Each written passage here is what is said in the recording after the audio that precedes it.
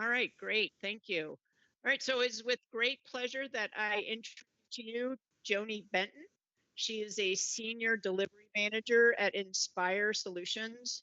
She has 20 plus years of technical recruiting experience specializing in placing IT professionals in permanent and contract positions. And as we always do, we're going to kick off the introduction of Joni to the group by asking her if she would please share any inside knowledge that many job seekers might not be aware of, but would find incredibly helpful in their job search. So welcome, Joni, and thank you for your time and talents. Of course. Thank you for having me. I really appreciate it. So it looks like I might need to update my LinkedIn a little bit. I'm in my 30th year. This is number 30, so of recruiting, and I've worked for two companies. I'm based in Atlanta, and I recruit nationwide, but most of my clients are here in Atlanta or have an office at least in Atlanta. So I've been doing this for a while, and I heard a lot of great stories about the power of networking, and that's something that we talk about all the time, and how you can utilize your network and get an interview, just like the one guest had mentioned. The hiring manager said, "Hey, I wasn't even looking to interview for this. I was already done, but you were recommended." So I've heard that story many times. But in addition to that, we all know that recruiters and hiring managers and HR folks are getting a lot of resumes, and your resume has one goal, and that's to secure a call. So one of the things that you can do to make sure that your resume gets a call is to ensure that what the position that you are applying for is aligned, your resume is aligned to that position. And it doesn't mean that you have to spend hours customizing it. But for example, I've been working with this one gentleman, and he's a project manager, and I had placed him in a project manager role during the pandemic. And he sent me an updated resume maybe 6 months ago. And at the top of the resume, it said product manager and scrum master. And I thought, oh, wow, I didn't know that he did that. And when I looked down, all his positions were project manager roles. And there was one that had a little bit of scrum master experience in it. So if you are a hiring manager and you are looking for, let's say, a project manager, and at the very top of the resume, one of the very first things that the person reading it sees is executive or director, that may be the only word that they see, and they're done. They're moving on to other resumes.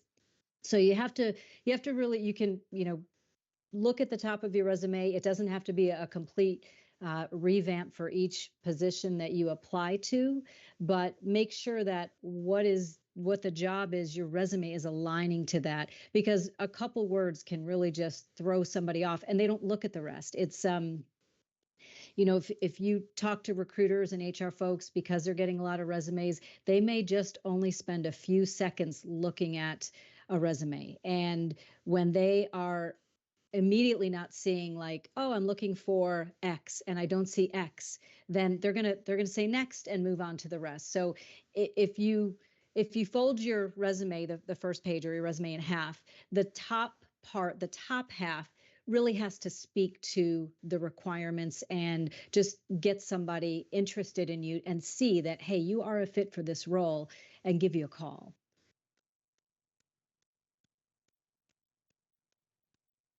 So I don't know if anybody has any questions. Yeah, it's something that I see a lot when I'm working with candidates. One of the questions that I ask them, if their search has not been very successful, and we all know the market is challenging, but when I talk with folks and I ask if they are sending the same exact resume every single time when they apply to a job, and they say yes, I will tell them, you got to change that up a little bit, because the roles are going to be different. The titles, especially if it is a position that at the top you are saying executive or director or something high level or something that's completely different.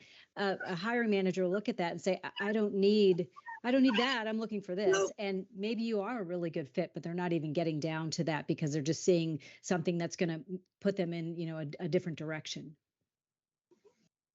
So I know John is having some difficulties with his like, so he posted, wait, executive or director is a bad thing, question mark.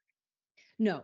So it No, so if it says executive or director at the top and you're applying for, say, a project manager position, that's where the alignment is a little off.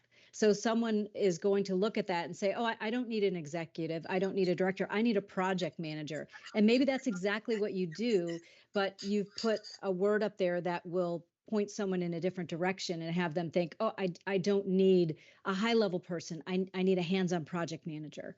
So that's where the alignment is really important, and I think can make a difference in the search.